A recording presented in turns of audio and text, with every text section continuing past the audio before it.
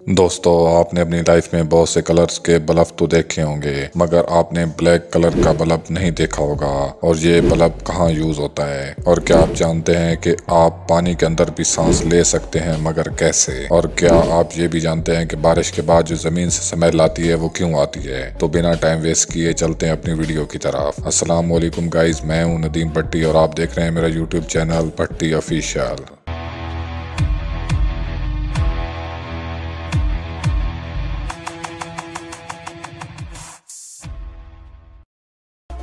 दोस्तों, क्या आप जानते हैं कि एक नॉर्मल इंसान में कितनी फैट होती है? जैसा कि आप जानते हैं कि एक मोटे इंसान के मोटापे की सबसे बड़ी वजह फैट की ज्यादती को ही माना जाता है, जो कि इस इंसान के जिस्म में फैलकर उसके मोटापे की वजह बनती है। मगर क्या आप जानते हैं कि एक नॉर्मल इंसान के जिस्म में जितनी फैट होती है उससे 7 साबुन बनाए जा सकते हैं। और आपको बताता चलूं कि साबुन का मेन पार्ट चर्बी ही होती है। दोस्तों, इश्क और प्यार के बारे में तो आपका बहुत एक्सपीरियंस होगा और नहीं भी हो सकता, मगर आपने बहुत से लोगों से सुन जरूर रखा होगा कि इश्क इंसान को पागल कर देता है, और हो सकता है बहुत से लोगों को देखा भी हुआ हो। क्या आप जानते हैं कि तहकीक के मुताबिक एक इंसान को दूसरे इंसान के साथ उस वक्त तक अटैच नहीं होना चाहिए जब तक आगे वाले इंसान में भी आपके लिए सेम फीलिंग ना हो, वरना आपके ज़हनी मरीज बनने से आपको कोई नहीं रोक सकता। सफर के दौरान रास्ते में आपको बहुत से पुलों पर से तो गुजरना पड़ता होगा, मगर जब आप दरिया या समुद्र के पानी के ऊपर बने हुए पुल से गुजरते हैं तो आपने कभी गौर किया है कि कैसे पानी के अंदर इतने प्रेशर पर ये पुल बनाए गए? चलो मैं आपको बताता हूँ कि पानी के अंदर पुल कैसे तामीर किए जाते हैं। वैसे तो इसके बहुत से तरीके हैं, पर हम यहाँ 2 तरीकों का जिक्र करते हैं। दोस्तों, एक तरीके को कोफर डैम कहा जाता है, जिसमें दरिया के पानी में एक लोहे या किसी मटेरियल की दीवार बनाकर पानी में रख कर उसके अंदर से पानी को खारिज करके पुल के सतून तामीर किए जाते हैं। मगर ये तरीका पुराना हो चुका है।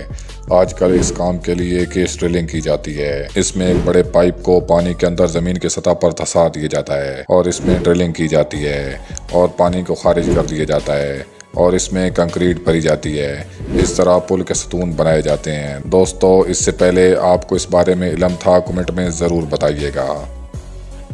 दोस्तों, आपने इससे पहले सिर्फ बारिश को देखा होगा और महसूस किया होगा, मगर आपने आसमान से मुख्तलिफ किस्म के जानवरों जैसे मछलियों की बारिश और मेंढकों की बारिश के बारे में नहीं सुना होगा। 22 फरवरी 1816 को सिंगापुर, 15 मई 1900 को नेपाल, 1 जुलाई 1903 को कनाडा, और इस तरह और भी कई मुल्कों में ये वाक़यात हो चुके हैं। मगर इसकी हकीकत कुछ और ही है। दोस्तों, आप भंवर के बारे में तो जानते हैं। मछलियों और मेंढकों की बारिशें भी इसी की वजह से होती हैं, क्योंकि ये भंवर जब समुद्र वगैरह की सतह पर बनते हैं तो इन्हें वाटर स्पाउट्स कहते हैं, जो कि पानी की काफ़ी मिकदार को कई 100 किलोमीटर तक उठा सकते हैं, जिसमें मछलियाँ वगैरह हो सकती हैं।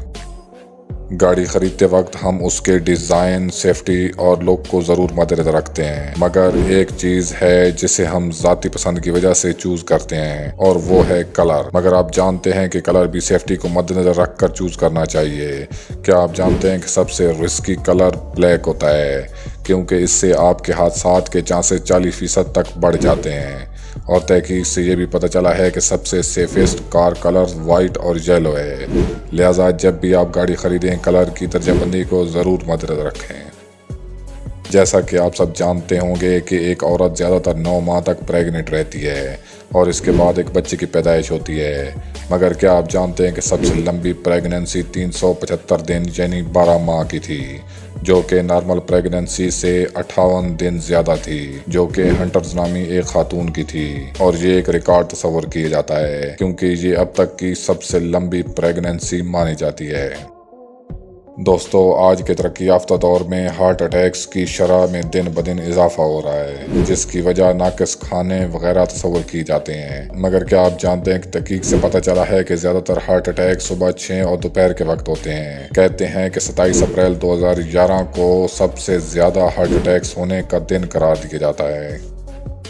दोस्तों, आप सबने मुख्तलिफ रंगों के बल्ब तो देखे होंगे, मगर क्या आपने ब्लैक रंग का बल्ब भी देखा है? और इसका क्या मकसद है। ब्लैक बल्ब को मखसूस मकासद के लिए इस्तेमाल किया जाता है क्योंकि इसकी रोशनी आम आँख के लिए खतरनाक साबित हो सकती है, क्योंकि ब्लैक बल्ब अल्ट्रावायलेट रेज खारिज करते हैं जो कि मखसूस मकासद के लिए इस्तेमाल की जाती है, और ये रोशनी ज़्यादातर आम आँख से पोशीदा भी होती है, मगर कुछ चीज़ें इस रोशनी में बहुत ही वाज़ह तौर पर नज़र आती हैं। जिस चीज़ में फ्लोरोसेंट मालिक्यूल होते हैं वो इन बल्बों में नुमाया नज़र आते हैं, जैसा कि कुछ डिटर्जेंट, बिच्छू, क्लीनर, टूथपेस्ट, विटामिन, पेशाब और मनी वगैरह। दोस्तों, आपने अक्सर औकात बारिश के बाद आने वाली ज़मीन के स्मेल को तो नोटिस किया होगा और इससे महजूज भी हुए होंगे, मगर आपने ये नहीं सोचा होगा कि आखिरकार ऐसा क्यों होता है और ये स्मेल क्यों आती है। दोस्तों, ये स्मेल ज़्यादातर गर्मियों में ही महसूस की जा सकती है, जिसकी वजह बैक्टीरिया हैं जो कि सर्दियों में परवरिश पाते हैं, मगर गर्मियों में ये बैक्टीरिया बेज़े बनाते हैं और मर जाते हैं, जो कि बारिश के बाद हवा में शामिल हो जाते हैं, जिसकी वजह से उनकी स्मेल हमारे तक पहुंचती है। दोस्तों, क्या आपने कभी गौर किया है कि जब आप पानी में होते हैं तो वो कौन सी चीज़ है जो आपको ऑक्सीजन फराहम करती है और मरने से कुछ देर बचा के रखती है।